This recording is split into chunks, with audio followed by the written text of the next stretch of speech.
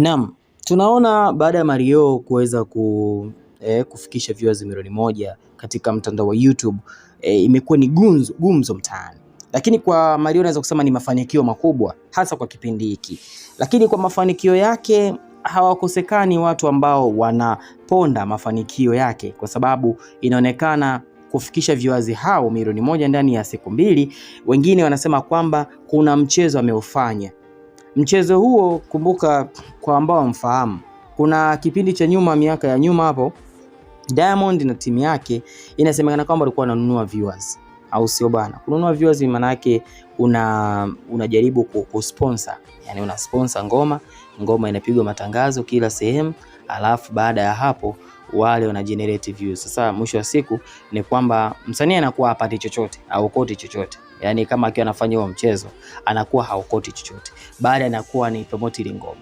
Kwa hiyo pale akisha ilipia watu kutoka mataifa pengine Ujerumani huko Pakistani wanakuwa na view ile ngoma yake. Lakini sasa hasara ni zipi? Ni kwamba watu wanakuwa pengine kwa wenye ufahamu, sasa wanajua kwamba hiki kitu ametumia ujanja, kwa sababu sababu kuu wengi wanasema kwamba kwa nini ngoma hii imeweza kushika namba moja kuweza kufikisha milioni moja viewers, lakini haipo katika trending za YouTube. Pengine ingeweza kushika hata namba moja katika trending za YouTube, kwa maana ya kwamba watu wangekuwa wanaitazama ngoma hiyo kwa spidi, kwa maana ya kwamba Watanzania wangekuwa wanaitazama ngoma hiyo, au sio bana? Na lazima ingeweza kuingia trending.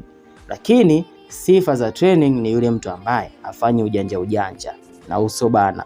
Ukifanya ujanja siku zote huwezi kuingia trending, na kuingia trending inabidi uachie tu ngoma organic yenyewe iweze kupata viewers ambao ni sahihi, yani viewers ambao hawana makando, yani hakuna ujanja wa kupitia huko kutokea huko. Maana yake ni kwamba watu wanatazama video ya msanii lakini pasipo kulipia chochote, au sio bana? Sasa basi mimi nikaona hapana, nianze kuangalia maoni ya watu, na mimi nikajaribu kufanya uchunguzi wangu, lakini japo uchunguzi wangu haujakamilika, research yangu bado haijakamilika, kwa hiyo siwezi kutoa jibu la moja kwa moja kwamba Mario amefanya ujanja huo. Lakini kupitia kupitia page yake Instagram siku ya jana, kuna sehemu katika kuedit pale, of course nadhani sio kuedit, ni yeye mwenyewe.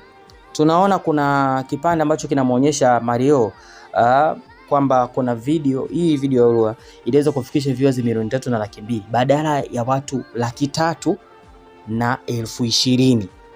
Tunaona ilikuwa ni kitu ambacho kiweza kuwashtua wengi sana. Inakuwaje kitu kama hicho? Watu wakashtuka, lakini wengine wakafunika kombe wakasema anyway, ngoja tuangalie sasa. Lakini wengine wakasema pengine hii itakuwa pengine ni roboti limetumika katika kuvuta hao viewers. Basi sio kesi, nikaona hapana, ngoma imefikisha viewers milioni moja ndani ya siku mbili. Manake siku ya jana, leo ninavyozungumza na wewe, ngoma hii imefikisha viewers milioni moja ndani ya siku mbili. Nikajaribu kuingia katika upande wa peji ya Mario. Kwa kweli ni furaha kwa mashabiki zake, wamefurahia kwa ushindi huo, kuweza kuweka rekodi mpya tena mbele ya Diamond, mbele ya Harmonize. Hawa hawajatoa ngoma kipindi hiki. Mario ameonekana sasa kuwa kidume, ameweza kutoa ngoma hii, na ngoma hii imeweza kufikisha viewers milioni moja ndani ya siku mbili, na yeye pia ameweza kuiposti kupitia ukurasa wake wa Instagram. Nikasema anyway, ngoja nifuatilie zile comment ambazo watu wanatoa maoni yao kuhusiana na ukubwa huu wa hii ngoma ya Olua, au sio bana? Naanza kusomea maoni. Mmoja akaandika kwamba Mario, kwa nini nyimbo haipo trending? Hili ni swali ambalo aliulizwa na jamani ndio kwa jina la Motstar TZ. Akasema kwa nini ngoma hii haipo katika trending? Mwingine akamjibu kwamba pengine atakuwa anajitekenya. Nyimbo inaweza kuwa na viewers wengi lakini si trending sababu waangaliaji wapo nchi tofauti. Akajibiwa hivyo. Mmoja kaandika kwamba imepigwa bonge la sponsor, kila nikiplay YouTube hiyo hapo. Sasa hivi inabidi nilipie premium, sitaki matangazo. Manake kuna wakati mwingine unajaribu kuangalia video nyingine unashangaa ngoma ya Mario hii hapo, kwa maana ya ushabiki.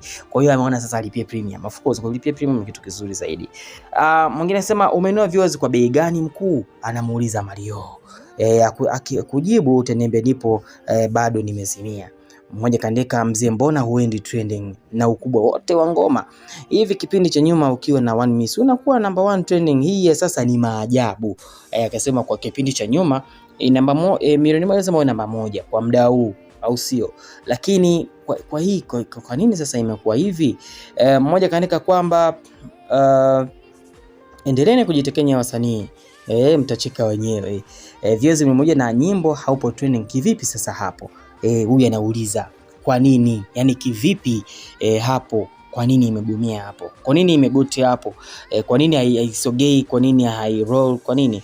Leo maroboti hawajakosea kuedit, au sio? Namba nyingi bila training, baadaye unatuona sisi watoto kwa nini kwa hiyo huyu shabiki analalamika kwamba yani numbers nyingi alafu ngoma iko training. Na furaha ya mashabiki nilichogundua hapa ni kuona msanii kuingia trending. Yani kuingia trending ndio habari ya mjini. Yani hii ni miaka, nadhani katika ufuatiliaji wangu wa mashabiki wa Kitanzania wengi wanaangalia sana trending. Nani kashika namba 1 on trending? Yani ndio kitu ambacho huwa wanaangalia. Kama msanii anaweza kafikisha hata views milioni 20. Lakini hasa sababu yao kuwa hapa ambayo inawafanya wailalamikie ngoma hii kufika trending namba 1 ni kwa sababu ngoma hii haiko trending na ina viewers wengi. Mfano ukichukulia ile ngoma ya Pipi Jojo. Ngoma ya Pipi Jojo bwana, msanii wa Chief Godlove ilifika mpaka trending namba 1 YouTube.